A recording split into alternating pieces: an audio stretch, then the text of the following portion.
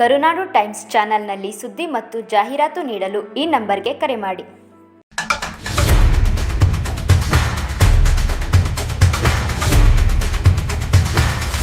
ಗ್ರಾಮ ಪಂಚಾಯತ್ ಇರುವಂತಹ NRLM official. ಯಾಕಂದ್ರೆ ನಾವ್ ಎಲ್ಲೇ ಹೋದ್ರು ಕೂಡ ಜನಗಳನ್ನ ಕರ್ಕೊಂಡ್ ಬಂದು ಈ ತರ ಕಾರ್ಯಕ್ರಮಕ್ಕೆ ನಮ್ಗೆ ಚೆನ್ನಾಗಿ ಸಹಕಾರ ಕೊಡ್ತಾ ಇದ್ದೀರಾ. ಜನಗಳಿಂದ ಮಾತ್ರ ಸಹಕಾರ ಕೊಡ್ತಾ ಇಲ್ಲ. NRLM ಅವ್ರು ಎಷ್ಟು ಜನ ಸಿಬ್ಬಂದಿಗಳಿದ್ದಾರೆ, ಎಷ್ಟು ಜನ ಒಕ್ಕೂಟದಲ್ಲಿ ಮೆಂಬರ್ಸ್ ಗಳಿದ್ದಾರೆ, ಪ್ರತಿಯೊಬ್ಬರನ್ನು ಕೂಡ ನಮ್ಮ ಜಿಲ್ಲೆನಲ್ಲಿ ಕವರ್ ಮಾಡಿದ್ದಾರೆ. 100ರಲ್ಲಿ ಸುಮಾರು 85ರಿಂದ 90 ಭಾಗ ಮಹಿಳೆಯರು ಯಾರಿದ್ದಾರೆ ನಮ್ಮ ಜಿಲ್ಲೆನಲ್ಲಿ ಎಲ್ಲ ಕವರೇಜ್ ಆಗಿದ್ದಾರೆ. ನಾವು ಎಕ್ಸಾಂಪಲ್ ಹೇಳ್ಬೇಕಂದ್ರೆ ನಮ್ಮ ಜಿಲ್ಲಾ ಜನಸಂಖ್ಯೆ ಬಂದ್ಬಿಟ್ಟು 12,24,000. 12,24,000 ಜನಸಂಖ್ಯೆನಲ್ಲಿ ನಾವು ಪ್ರಧಾನ ಮಂತ್ರಿ ಜೀವನ್ ಜ್ಯೋತಿ ನಾನು ಸ್ಕೀಮ್ ಬಗ್ಗೆ ಹೇಳಲ್ಲ. ಸ್ಕೀಮ್ ಬಗ್ಗೆ ನಮ್ಮ ಕಾಳೆ ಸರ್ ಆಗಿರ್ಬೋದು, ನಮ್ಮ ಗುರುಗಳಾದಂತಹ ಭಾಸ್ಕರ್ ಚಕ್ರವರ್ತಿ ಸರ್ ನಿಮ್ಗೆ ಅರ್ಥ ಆಗೋ ರೀತಿಯಲ್ಲಿ ಕನ್ನಡದಲ್ಲಿ ಹೇಳಿದರೆ ನೀವು ಅರ್ಥ ಆಗಿದೆ ಅಂತ ಅನ್ಕೊಂತೀನಿ. 12,20,000 ನಮ್ಮ ಜಿಲ್ಲಾ ಜನಸಂಖ್ಯೆನಲ್ಲಿ ನಾವು ಕವರೇಜ್ ಆಗಿರೋದು ಬಂದ್ಬಿಟ್ಟು ಪ್ರಧಾನ ಮಂತ್ರಿ ಜೀವನ್ ಜ್ಯೋತಿ ಬಿಮಾ ಯೋಜನೆ ಅಂದ್ರೆ 436 ರೂಪಾಯಿ ಇರೋ ಇನ್ಶೂರೆನ್ಸ್ ಬರೀ 1,65,000 ಜನಗಳು ಮಾತ್ರ.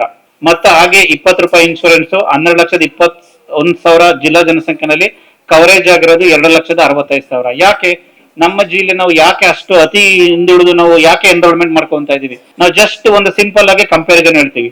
ಕಲಬುರ್ಗಿ ಮತ್ತೆ ಮಡಿಕೇರಿ ತಗೊಂಡ್ರೆ ಏನು ನಮ್ಮ ರಾಮನಗರದಲ್ಲಿ 210 ಬ್ಯಾಂಕ್ಸ್ ಬ್ರಾಂಚಸ್ ಇದೆ. ಈಗ ನೀವು Canara bank, union bank, SBI, Baroda bank, ಬೇರೆ ಯಾವುದೇ ಬ್ಯಾಂಕ್ ತಗೊಂಡ್ರು ಕೂಡ ಎಲ್ಲಾ ಬ್ಯಾಂಕ್ ಬ್ರಾಂಚಸ್ ನಮ್ಮ ಜಿಲ್ಲೆನಲ್ಲಿ 210 ಇದೆ.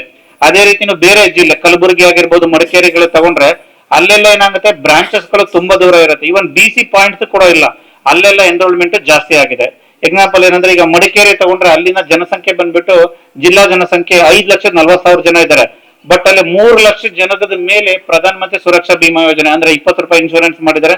2,40,000 ಜನ ಪ್ರಧಾನ ಮಂತ್ರಿ ಜೀವನ್ ಜ್ಯೋತಿ ಬಿಮಾ ಯೋಜನೆ ಮಾಡಿದ್ದಾರೆ. ತಮ್ಗೆಲ್ಲ ಗೊತ್ತಿರುತ್ತೆ, ಮಡಿಕೇರಿ ಅಂದ್ರೆ ಎಲ್ಲ ಗುಡ್ಡಗಾಡು ಪ್ರದೇಶ, ಎಲ್ಲ ಎಸ್ಟೇಟ್ ಅಲ್ಲೆಲ್ಲ ಕೆಲಸ ಮಾಡೋರು ಇರ್ತಾರೆ, ಎಲ್ಲ ಇರ್ತಾರೆ.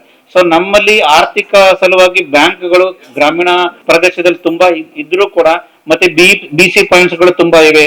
NRLM ಸಿಬ್ಬಂದಿಗಳು ಪ್ರತಿ ಗ್ರಾಮ ಪಂಚಾಯತಿ ಯಾವ ಹಳ್ಳಿಗಳು ಬರುತ್ತೆ ಎಲ್ಲ ಟ್ರಾವೆಲ್ ಮಾಡ್ತಾ ಇರ್ತಾರೆ. ಅದ್ರ ಜೊತೆಗೆ ನಮ್ಮ FLC ಗಳು ಪ್ರತಿ ಗ್ರಾಮ ಪಂಚಾಯತಿ ಮಾಡ್ತಾರೆ. ಯಾವುದೇ ಕ್ಯಾಂಪ್ ಆದ್ರೂ ಕೂಡ ನಿಮ್ಮ ಹತ್ರ ಬಂದು ಪ್ರೆಸೆಂಟೇಷನ್ಸ್ ಕೊಟ್ಟು ಸ್ಕೀಮ್ ಬಗ್ಗೆ ಪ್ರತಿಯೊಂದು ಕೂಡ ತಿಳಿಸ್ತಾ ಇರ್ತಾರೆ. ಅದ್ರ ಜೊತೆಗೆ ಕೂಡ ಒಂದು ಇಂಪಾರ್ಟೆಂಟ್ CFL ಗಳು ಒಂದು ಸ್ಮಾಲ್ ಕಿಟ್ ಇದೆ, 25 ಜನ ಇದ್ರು ಸಾಕು ಹೋಗಿ ಅಲ್ಲಿ ಕಾರ್ಯಕ್ರಮ ಮಾಡ್ತಾರೆ. ಈ ತರ ಕಾರ್ಯಕ್ರಮಗಳನ್ನ ಪ್ರತಿ ಒಂದು ನಾವು ಗ್ರಾಮ ಪಂಚಾಯತಿ ಮಟ್ಟದಲ್ಲೂ ಕೂಡ ಶಿಬಿರ ಇತಗಳ ಮಾಡಿ ತಿಳಿಸಿದ್ರು ಕೂಡ ಎನ್ರೋಲ್ಮೆಂಟ್ ಬಹಳ ಕಮ್ಮಿ ಆಗ್ತಾ ಇದೆ. ಈ ವೇದಿಕೆಯಿಂದ ನಾನು ಉದ್ದೇಶ ಏನಂತ ಹೇಳಿದ್ರೆ, ನಾನು ರಿಕ್ವೆಸ್ಟ್ ಮಾಡ್ತಾ ಇರೋದು, ದಯವಿಟ್ಟು ಯಾರು ಎನ್ರೋಲ್ಮೆಂಟ್ ಮಾಡ್ಕೊಂಡಿದ್ದೀರಾ ತಮ್ಮ ಫ್ಯಾಮಿಲಿ ಮೆಂಬರ್ಸ್, ಎಸ್ಪೆಷಲಿ ನಮ್ಮ ಯಜಮಾನರುಗಳಿಗೆ ನಾವು ಮಾಡ್ಸಿರೋದಿಲ್ಲ, ದಯವಿಟ್ಟು ನಾವು ಮಾಡ್ಕೊಳ್ಳಿ. ಒಂದು ಸಿಂಪಲ್ ಎಕ್ಸಾಂಪಲ್ ಇರುತ್ತೆ. ಇದೇ ತರ ಕಾರ್ಯಕ್ರಮ ನಾವು ಕಬ್ಬಾಳ ಗ್ರಾಮ ಪಂಚಾಯತಿಯಲ್ಲಿ ಮಾಡಿದಾಗ ಕಬ್ಬಾಳ ಗ್ರಾಮ ಪಂಚಾಯತಿಯಲ್ಲಿ ಇರುವಂತ ಎಲ್ಲಾ ಅಫಿಷಿಯಲ್ಸ್ ಕೂಡ ನಾವು ಅವತ್ತು ಎನ್ರೋಲ್ಮೆಂಟ್ ಮಾಡಿದ್ವಿ. ಆ ಕಾರ್ಯಕ್ರಮ ಮಾಡಿದ್ ಬಂದು ಯೂನಿಯನ್ ಬ್ಯಾಂಕ್ ಆಫ್ ಇಂಡಿಯಾ, ಅವತ್ತು ಸೇಮ್ ಇದೇ ರೀತಿ ಕೆನರಾ ಬ್ಯಾಂಕ್ ಅವರು ಕೂಡ ಬಂದಿದ್ರು. ಅಲ್ಲಿನ ವಾಟರ್ ಮ್ಯಾನ್ಗೆ ಏನ್ ಮಾಡಿದ್ವಿ ನಾವು, ಪ್ರಧಾನ ಮಂತ್ರಿ ಜೀವನ್ ಜ್ಯೋತಿ ಸುರಕ್ಷಾ ಬಿಮಾ ಯೋಜನೆ ಎನ್ರೋಲ್ ಮಾಡಿದ್ವಿ. ಅವ್ರಿಗೆ 52 ವರ್ಷ ಯಾವತ್ತು ಎನ್ರೋಲ್ಮೆಂಟ್ ಆಗಿದೆ ಅದಾದ 38ನೇ ದಿನಕ್ಕೆ ಅವರು ಆಕ್ಸಿಡೆಂಟ್ ಆಗಿ ತೀರ್ಕೊಂಡ್ಬಿಟ್ರು. ನೀವು ಯಾರಾದ್ರೂ ಕೇಳ್ಬೋದು, ಇಲ್ಲಿ ರಂಗೇಗೌಡರು PDO ಇದ್ರೆ ಕಾರ್ಯಕ್ರಮ ಬೇಕಾದ್ರೆ ಅವರು PDOಗೆ ಫೋನ್ ಮಾಡಿ ಕೇಳ್ಕೋಬಹುದು. ಅವ್ರಿಗೆ 4 ಲಕ್ಷ ರೂಪಾಯಿ ಸೆಟ್ಲ್ಮೆಂಟ್ ಆಯ್ತು. ಅದೇ ರೀತಿ ಬನ್ನಕುಪ್ಪೆ ಗ್ರಾಮ ಪಂಚಾಯತಿ ಇದೆ, ಅಲ್ಲೂ ಕೂಡ ಏನಾಗುತ್ತೆ, ಅವ್ರ ಯಜಮಾನರು ಅವ್ರ ಹೆಂಡತಿಗೆ ನಾಮಿನಿ ಮಾಡಿದ್ದಾರೆ. ಅವ್ರೇನಾಗಿದೆ, ಅವ್ರ ಏಜ್ ಬಂದ್ಬಿಟ್ಟು 48 ಇದೆ. ಬಟ್ ದುಡ್ಡು ಜಾಸ್ತಿ ಕಟ್ ಆಗುತ್ತೆ ಅಂತ ಹೇಳಿ 400 ರೂಪಾಯಿದು ಮಾಡಿರ್ಲಿಲ್ಲ, ಬರೀ 20 ರೂಪಾಯಿ ಮಾಡಿದ್ರು. ಅವ್ರ 20 ರೂಪಾಯಿಂದ 2 ಲಕ್ಷ ರೂಪಾಯಿ ಸಿಕ್ತು. ಅದ್ರ ಜೊತೆಗೆ ಏನಂದ್ರೆ ಅವ್ರ ರೂಪೇ ಕಾರ್ಡ್ಗೆ SBI ಅಕೌಂಟ್ಗೆ ಒಂದು ಇನ್ಶೂರೆನ್ಸ್ ಇರುತ್ತೆ, ಅದನ್ನ ಮಾಡಿದ್ರು. ಬರೀ 56 ರೂಪಾಯಿ ಕಟ್ಟಿದ್ರೆ ಆ ಎಮ್ಮಗೆ 5 ಲಕ್ಷ ಬಂದಿದೆ. ಇವತ್ತು 5 ಲಕ್ಷ ಪ್ಲಸ್ 2 ಲಕ್ಷ ಆಯ್ತಲ್ಲ. ಸೊ ನಾವು ಲಕ್ಷ ತಗೊಂಡೋಗಿ ಆರೋಗ್ಯ ಏನಾದ್ರು ಆದ್ರೆ ಖರ್ಚು ಮಾಡಿ ಎಲ್ಲ ಮಾಡ್ತೀವಿ. ನಮ್ಮ ಭಾಸ್ಕರ್ ಚಕ್ರವರ್ತಿಗಳು ಸರ್ ತಮ್ಗೆಲ್ಲ ತಿಳಿಸಿದ್ರು.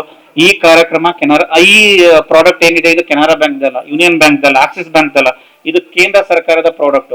ಹಂಗಾಗಿ ದಯವಿಟ್ಟು ಈ ಪ್ರೀಮಿಯಂ 436 ಮತ್ತೆ 20 ರೂಪಾಯಿ ಏನಿದೆ 456, ಒಂದಿನಕ್ಕೆ 1 ರೂಪಾಯಿ 25 ಪೈಸೆ ಬೀಳ್ತಾ ಇದ್ರು. ಇದು ಎಲ್ಲಾ ಬ್ಯಾಂಕಲ್ಲೂ ಪ್ರೀಮಿಯಂ ಸೇಮ್ ಇರುತ್ತೆ. ದಯವಿಟ್ಟು ಇದನ್ನೆಲ್ಲ ಎನ್ರೋಲ್ಮೆಂಟ್ ಮಾಡ್ಕೊಳ್ಳಿ.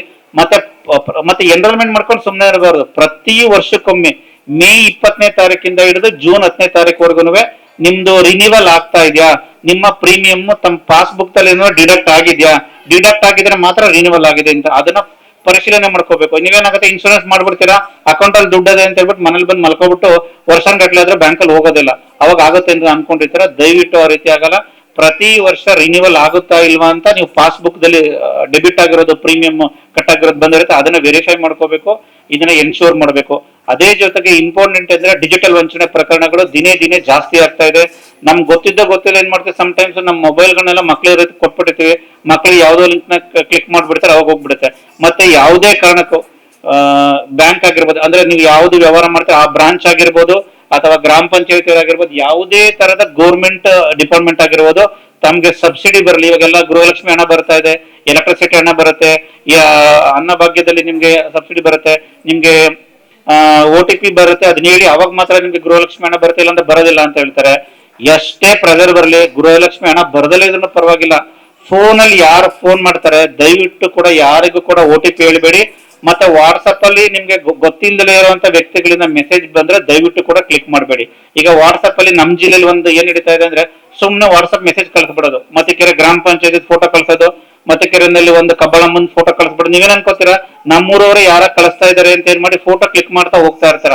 ಕೊನೆಗೆ ಆ ಗ್ರೂಪ್ ಅಲ್ಲಿ ಏನಾಗ್ತಾ ಇರುತ್ತೆ, ಕ್ಲಿಕ್ ಮಾಡ್ತಾ ಹೋದಾಗ ಅವ್ರ ಒಂದು APK ಫೈಲ್ ಅಂತ ಬರುತ್ತೆ, ಅದು ಕ್ಲಿಕ್ ಮಾಡಿದಾಗ ಏನಾಗುತ್ತೆ, ನಿಮ್ಮ ಹತ್ರ ಅವ್ರ OTP ಕೇಳಲ್ಲ, ನಿಮ್ಮ ಹತ್ರ ಅವ್ರ ಫೋನು ಮಾಡಲ್ಲ, ನಿಮ್ಮ ಮೊಬೈಲ್ ಅವ್ರಿಗೆ ಶೇರ್ ಆಗ್ಬಿಡುತ್ತೆ. ಅವರೆಲ್ಲ ಸುಮಾರು 3,000-4,000 ಕಿಲೋಮೀಟರ್ ದೂರದಲ್ಲಿ ಕೂತಿರ್ತಾರೆ.